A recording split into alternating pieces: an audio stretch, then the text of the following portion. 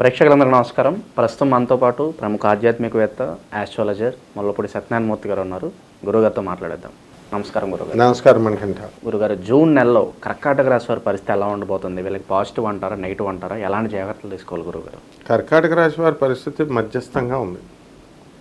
కాబట్టి ఈ యొక్క గురుడు మే 14 తారీఖు 2025 సంవత్సరంలో వ్యయస్థితిలోకి వెళ్తున్నాడు. కాబట్టి ఈ కర్కాటక రాశి వారందరూ కూడా పోలీస్ స్టేషన్కి, కోర్టు గొడవలకి వెళ్ళడానికి అవకాశాలు ఉన్నాయి. ఆ మిథున రాశి వాళ్ళు గజ్జంతా తీసుకొచ్చి ఈ కర్కాటక రాశి పక్కన ఉండడం వల్ల వీళ్ళకి రుద్దేశారు. అయితే ఈ కర్కాటక రాశి వారికి యూనివర్సిటీల్లో ఉన్న స్టూడెంట్స్కి స్ట్రైక్లు అని చెప్పి పాఠాలు చెప్పట్లేదు మాస్టర్లు. మా ఉద్యోగాలు పర్మనెంట్ చేయండి, మా ఉద్యోగాలు గవర్నమెంట్లో తీసుకోండి అని. పరీక్షలు ఆపుతున్నారంటే పరీక్షలు ఆపట్లేదు, పరీక్షలు పెట్టేస్తున్నారు. అలా ఉంటుంది అన్నమాట ప్రతి సంఘటనలో కూడా కర్కాటక రాశి వాళ్ళకి. అలాగే వీళ్ళు కేతువు ధనస్థానంలోకి వచ్చాడు. తర్వాత మళ్ళా కుజుడు కూడా మనకి జూన్ 17 వరకు ధనస్థానంలో ఉండి, ఆ తర్వాత జూన్ 17 తర్వాత మన కన్యారాశిలోకి వస్తున్నాడు. దానివల్ల అన్నదమ్ములతో ఇబ్బందులు, అన్నదమ్ములకి వీళ్ళ వలన అన్నదమ్ములకి డ్యామేజ్ జరుగుద్ది. ఈ విధంగా ఇవన్నీ ఎక్స్ప్లెయిన్ చేస్తే అర్థం కాదు. జరుగుతుందంటే జరుగుద్ది అంతే అనమాట. అది శాస్త్రం చెప్తోంది. అలాగే ఈ యొక్క రవి మనకి జూన్ 21 నుంచి జన్మరాశిలో ఉంటాడు. కాబట్టి వీళ్ళందరికీ కూడా ఆత్మవిశ్వాసం బాగా పెరిగిపోతుంది. ఎవరన్నా ఏదన్నా అంటే ఈగోయిస్టిక్గా మారిపోవడానికి కూడా అవకాశాలు. నన్ను అంటావా నువ్వు అంత గొప్పవాడిని, నేను అంత గొప్పవాడిని, ఎంత గొప్పవాడిని అని అంత సీన్ లేదనమాట. కర్కాటక రాశి వాడిని గిరగదీసి కూర్చోపెట్టేస్తాడు నాడు శని. కాబట్టి అసలే మే 29 తర్వాత కరెక్ట్ మొగుడు దిగుతున్నాడు రాహు. అష్టమ స్థానంలోకి వచ్చేస్తున్నాడు. ఎవరైతే లవ్ అఫేర్స్లోనూ అక్రమ సంబంధాల్లోనూ ఉన్నారో అటువంటి వాళ్ళందరూ కూడా డిప్రెషన్కి వరుసపెట్టి వెళ్ళిపోవడానికి అవకాశాలు ఉంటాయి. అవతల వాళ్ళు హ్యాండ్ ఇచ్చేస్తారు గ్యారంటీగా. కాబట్టి ఇటువంటి వ్యవహారాల్లో వీళ్ళు వెళ్ళకూడదు. చాలా జాగ్రత్తగా ఒళ్ళు దగ్గర పెట్టుకుని ఉండాలి. మనం వాళ్ళ మంచి కొరే అక్రమ సంబంధాలు ఎవరికైనా ఉంటే వదిలేయండిరా అని చెప్తుంటే వాళ్ళు అర్థం చేసుకుని వదిలేయాలి.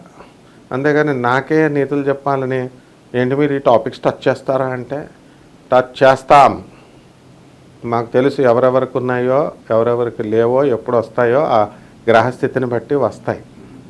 కాబట్టి ఉన్నవాళ్ళు ఇమీడియట్ యుద్ధ ప్రాతిపదిక మీద వదిలేయాలి. That's all. అలాగే ప్రేమలు ఏంటారా, ప్రేమలు వీళ్ళకి స్టూడెంట్స్ చదువుకుంటారా అంటే స్టూపిడ్ ఫెలోస్. సో వీళ్ళ పుస్తకాలు తీసి చదవాలమ్మా. అసలే గురుడు బాగాలేదు పరిస్థితి కర్కాటక రాశికి. అసలే పరీక్షలు రాస్తుంటే పరీక్షలు ఫెయిల్ అయిపోతున్నారు. ఇంట్లో పాస్ అయిపోయామని అబద్ధాలు చెప్పేస్తున్నారు.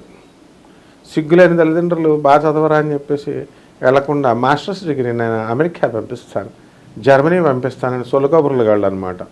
ఇచ్చేదేంటి ఆ 45 లక్షలు ప్రభుత్వమే బ్యాంక్ లోన్లు పెట్టేసి బ్యాంక్ వాళ్ళు డబ్బులు ఇస్తుంటే వీళ్ళ బిల్డప్లు అనమాట. కాబట్టి ఇవన్నీ వదిలేసేయాల. రియలిస్టిక్ లైఫ్లో బతకాలి వీళ్ళు. కాబట్టి కర్కాటక రాశికి అంత బాగాలేదు పరిస్థితి పాపం. చాలా జాగ్రత్తగా ఉండాలి. ఈ పీరియడ్లో గురుగారు ఎలాంటి వ్యాపారాలు ఏమైనా పెట్టొచ్చు అంటారా? పెట్టొచ్చు అంటే కనుక ఎలాంటి వ్యాపారాలు బాగుంటాయి అంటారు వీళ్ళకి? ఎలక్ట్రానిక్స్ వ్యాపారాలు పెట్టకూడదు, ఎలక్ట్రికల్ వ్యాపారాలు పెట్టకూడదు, సాఫ్ట్వేర్ కంపెనీలు అసలు పెట్టకూడదు, టీ షాపులు, ఇడ్లీల షాపులు, హోటళ్ళు, బట్టల షాపులు, కిరాణా షాపులు ఇలాంటివి పెట్టుకోవాలి. మరి అవి పెట్టుకోమని మనం చెప్పామనుకో, ఏంటంటే చిన్న చిన్న వ్యాపారాలు చెప్తున్నారండి, జేబులో రూపాయి ఉండదు, మళ్ళీ సొల్లు కబుర్లు పెద్ద పెద్ద ప్రాజెక్ట్స్ పెడతామంటారు. అలాగే ఈ మధ్యకాలంలో నువ్వు చూసేవో చూడలేదో ఫోన్లు ప్రతిదీ ఎప్పుడైనా నువ్వు టచ్ అయినవాడిని ఎవరినన్నా అడగండి మీరు. ఏమంటాడంటే ఏం చేస్తున్నావు బాబు? ఖాళీగా ఉన్నానండి, ఉద్యోగం చేస్తున్నాను, మొన్నే వదిలేశానండి, ఆర్థిక ఇబ్బంది అండి, దరిద్రాలన్నీ వస్తాయన్నమాట. వీళ్ళదే లోపము. బయట ఉద్యోగాలు ఉన్నాయి, అందరూ బ్రతకట్లేదా? అది వీళ్ళ లోపంగా వీళ్ళు గుర్తించుకొని వాళ్ళని సరి చేసుకుంటే కనుక బ్రహ్మాండంగా ఉంటుంది. కర్కాటక రాశి వాళ్ళకి మొగుళ్ళు వదిలేసిన వాళ్ళు చాలామంది ఉన్నారు, పెళ్ళాలు వదిలేసిన వాళ్ళు చాలామంది ఉన్నారు. లక్షల లక్షల కట్నాలు ఇచ్చేసి కళ్ళు కనబడట్లేదు అనుకో, కళ్ళు సరిగ్గా కనపట్లేదని చెప్పకుండా పెళ్ళిళ్ళు చేసుకుంటే మొగుడు ఎందుకు కాపురం చేస్తాడు వాడు? అలా సాకుతో వాడు అత్త మామూలు వేధించేస్తున్నారండి. ఇళ్లలో బయటకు వెళ్ళినప్పుడు అడుగుతున్నారండి అని అడగరా మరి? ఇళ్లలో ఉన్నప్పుడు ఎక్కడికి వెళ్తున్నావు అని అడగరా మరి కోడలని? అందుకని అత్తగారు టెపీమని వెళ్ళిపోవాలండి అని వరుసపెట్టి అయ్యే ఫోన్లు. ఇవన్నీ కూడా భార్యాభర్తలు ఇద్దరూ కూడా ఒక పేద ప్రజలకు చేద్దాం, ఒక వికలాంగులకు చేద్దాం, ఒక సాధువులకు డబ్బులు ఇద్దాం, మనుధర్మశాస్త్రం అని చెప్తుంది, అనాథ పిల్లలకి చేద్దామని ఇది లేదు. కోర్టుల్లో కేసులు వేసుకున్నారు, అవి బెంచ్ మీద కూడా రావట్లేదు. జడ్జీలు చెప్పేది వినరు, పోలీస్ ఆఫీసర్లు చెప్పేది వినరు, ఇలాగా పెద్ద మనుషులు చెప్పేది వినరు. ఈ రకంగా ఈ యొక్క కర్కాటక రాశి వారు అంతా ఉన్నారు. రైతుల పరిస్థితి బాగుంటుంది. ఇక ఆరోగ్యపరంగా ఎలా ఉంటుంది గురుగారు? వాకింగ్ చేయాలి, వాకింగ్ చేస్తున్నారు. చాలా ఒబిసిటీ వచ్చేసింది, లావ్ అయిపోయారు, బ్లడ్ ఎనిమిక్ అయిపోయారు, బ్లడ్ తక్కువగా ఉంది. ఆ తర్వాత వీళ్ళకి దానివల్ల పీరియడ్స్ మెన్స్ట్రల్ సైకిల్ సరిగ్గా రావడం లేదు. మగవాళ్ళ దగ్గరికి వెళ్ళేసరికి ఉబ్బసం అనమాట.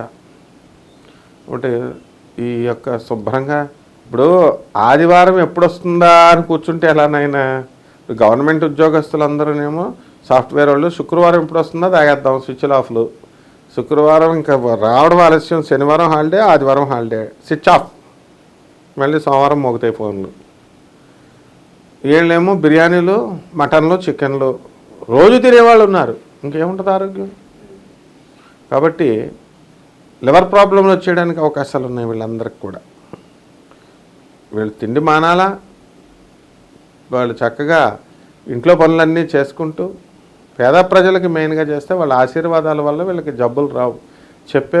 ఇప్పుడు 100 మందిని తీసుకున్నాం అనుకో నాయన, 99 మంది సొల్లుగాళ్ళే ఉన్నారు, ఒకడే మంచోడు ఉన్నాడు. దానివల్ల మేము చేసేస్తామండి, దానివల్ల ఒక్కడ చేయడు. గురుగారండి గురుగారండి దొంగ నమస్కారాలు అన్నమాట ఇవన్నీ.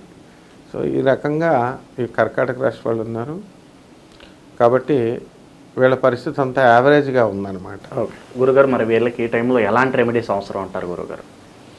ఆల్రెడీ వస్తున్నాడు కదా మొగుడు, మే 29 తర్వాత బెల్ట్ తీస్తాడనమాట. సో ఈ లోపల మనకి కుజుడు బాగుండలేదు కాబట్టి కుజ జపం చేయండి, కుజ స్తోత్రాలు చదవండి. కుజుడికి కిలోంపావు కందుల్ని, ఎరుపు రంగు వస్త్రాలను ఇచ్చి పేద బ్రాహ్మణులకి మనము మంగళవారం నాడు ఉదయం 9 గంటలకి దానం చేసుకోవాలి. దశమహావిద్యల్లో ఒకటైనటువంటి బగాళాముఖి అమ్మవారి యొక్క హోమాన్ని వీళ్ళ ఇళ్లలో జరిపించుకోవాలా. తర్వాత సుబ్రహ్మణ్యేశ్వర స్వామి వారి యొక్క అభిషేకాన్ని ఇళ్లలో చేసుకోవాలా. ఓం శరవణ భవ అనేటటువంటి మంత్రాన్ని జపించాలి. ఈ రకంగా చేసుకున్నట్లయితే బ్రహ్మాండంగా ఉంటుంది నాయన. ఓవరాల్గా ఈ రాశి వాళ్ళకి ఏ విధంగా ఉండబోతుందో చాలా బాగా వివరించారు గురుగారు. ధన్యవాదాలు. ధన్యవాదాలు.